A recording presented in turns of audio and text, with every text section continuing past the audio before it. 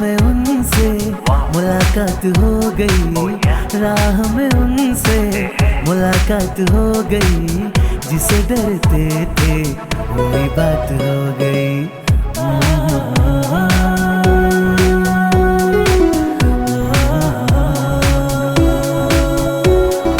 ನೀನೆ ನೀನೆ 5ನೇ ತರಗತಿ ಪಂಜರ ಶಾಲೆಯ ಪಾಠದ ನಾಟಕವನ್ನು ಮಾಡುತ್ತಿದ್ದೇವೆ. ಪಂಜರ ಶಾಲೆ ಪಾಠವನ್ನು ಬರೆದವರು ಬಿ.ವಿ. ಕಾರಂತ. ಈಗ ನಾಟಕದ ಸಮಯ. ಪಂಜರದೊಳಗಿಟ್ಟು ನಯ ವಿನಯ ಕಲಿಸಿ ಎಂಬ ರಾಜಜ್ಞೆಯ ಕ್ರೌರ್ಯ ಮತ್ತು ಸ್ವಾತಂತ್ರ್ಯ ಸ್ವಚ್ಛಂದವಾಗಿ ಬದುಕಿದ ಹಾಡು ಹಕ್ಕಿಯ ತೊಳಲಾಟ ಈ ನಾಟಕದಲ್ಲಿ ಮನೋಜ್ಞವಾಗಿ ಮೂಡಿ ಬಂದಿದೆ. ಕಾಡಿನಲ್ಲಿ ಸಿಕ್ಕ ಗಿಳಿಯನ್ನು ರಾಜನು ಬಂಧಿಸಿ ಪಂಜರದೊಳಗಿಟ್ಟು ಬಲವಂತದ ಶಿಕ್ಷಣ ಸಂಸ್ಕೃತಿ ಕಲಿಸುವ ಆದೇಶ ಮಾಡುತ್ತಾನೆ. ಯಾರನ್ನೇ ಆಗಲಿ ಪಂಜರದೊಳಗಿಟ್ಟು ಒತ್ತಡದಿಂದ ಏನನ್ನು ಕಲಿಸಲು ಸಾಧ್ಯವಿಲ್ಲ ಎಂಬುದು ಈ ನಾಟಕದ ಆಶಯವಾಗಿದೆ. ವಸಂತದ ವೈಭವ ರಾಜೋದ್ಯಾನ ಹಿನ್ನೆಲೆಯಲ್ಲಿ ಆಲಾಪ ಅನಂತರ ಗಿಳಿಬಿಂಡು ವಿಹರಿಸಿ ಹೊರಡಲು ಸಿದ್ಧವಾಗುತ್ತಿರುವಷ್ಟರಲ್ಲಿ ಒಂದು ಗಿಳಿಮರಿ ಹಣ್ಣು ತೂಗಿ ಬಾಗಿದ ಗಿಡವೊಂದನ್ನು ಕಂಡು ಸಂತೋಷದಿಂದ ಹುಚ್ಚೆತ್ತು ಹೋಗುವುದು.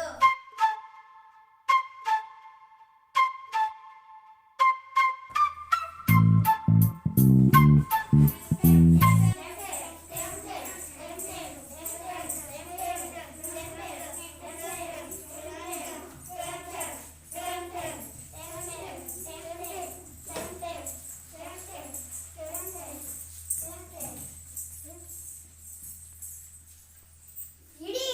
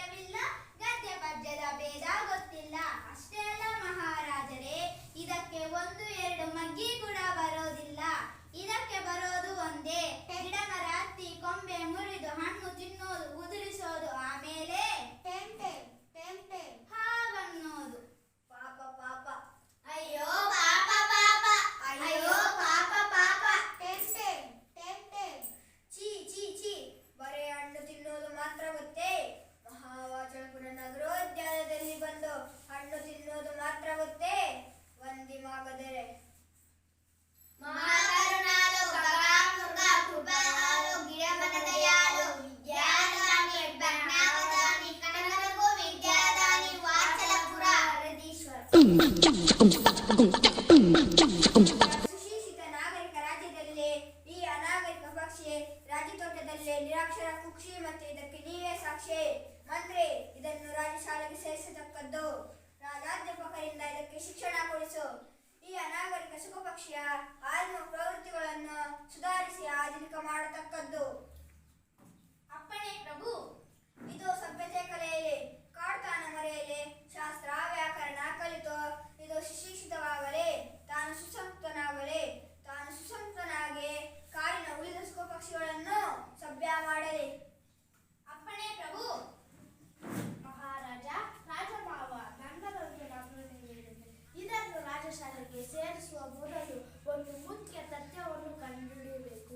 ಇದರ ಅಸಭ್ಯತೆಗೆ ಮತ್ತು ಅಭಿವೃದ್ಧಿಗೆ ಮೂಲ ಕಾರಣವನ್ನು ಕಂಡುಹಿಡಿಯಬೇಕು. ಈ ಇಳುವರಿ ತಿನ್ನೋದೇನು, ಕುಡಿಯೋದೇನು, ಇದರ ಆವರಣ ಎಂಥದ್ದು, ಇದು ಇರೋದಲ್ಲಿ ಆರೋದಲ್ಲಿ, ಇದರ ರೆಕ್ಕೆ ಕೊಕ್ಕುಗಳ ಉದ್ದಗಲವೆಷ್ಟು, ಭಾರವೆಷ್ಟು, ಈ ಅಂಶಗಳ ಬಗ್ಗೆ ದೀರ್ಘ ಸಂಶೋಧನೆ ನಡೆಯಬೇಕು. ಪ್ರಭು ಯುವರಾಜ, ಅಲ್ಲಿಯ ದೇವರು, ಮಹಾಪ್ರತಿಭಾಶಾಲಿಗಳು, ದೇಶಕೋಶ ಸುತ್ತಿ ಬಂದವರು, ವಿದೇಶಗಳಿಂದ ಪದವಿಗಳನ್ನು ಒತ್ತು ತಂದವರು, ಕಾಂಬೋಜ ದೇಶದಲ್ಲಿ ಪ್ರಾಣಿಶಾಸ್ತ್ರ ಪಕ್ಷಿಶಾಸ್ತ್ರ ಪಾರಂಗತರಾದವರು, ಸದ್ಯ ನಿರುದ್ಯೋಗಿಗಳು. ಅದಕ್ಕೆ ಒಂದು ವಿನಂತಿ, ಅಲ್ಲಿಯ ರಾಜರಿಗೆ ಸುಖ ಶಿಕ್ಷಣದ ಭಾರವನ್ನು ವಹಿಸಿ ಬಿಡಬಹುದು. ಅಪ್ಪಣೆ. ವಿನಂತಿಯನ್ನು ಸ್ವೀಕರಿಸುತ್ತಿದ್ದೇವೆ ಅಳಿಯ ರಾಜ. ಇಂದಿನಿಂದ ನೀವು ಸುಖ ಶಿಕ್ಷಣದ ಮಂತ್ರಿ. ಮಹಾರಾಜ, ರಾಜಮಾವ, ಇನ್ನೊಂದು ವಸಂತ ಬರುವುದರೊಳಗಾಗಿ ಈ ಕಾಡುಗಿಲಿ ತನ್ನ ವನ್ಯ ವ್ಯವಹಾರಗಳನ್ನು ಮರೆತಿರಬೇಕು. ಸಭ್ಯ, ಸುಶಿಕ್ಷಿತ, ಸುಸಂಸ್ಕೃತನಾಗಿರಬೇಕು.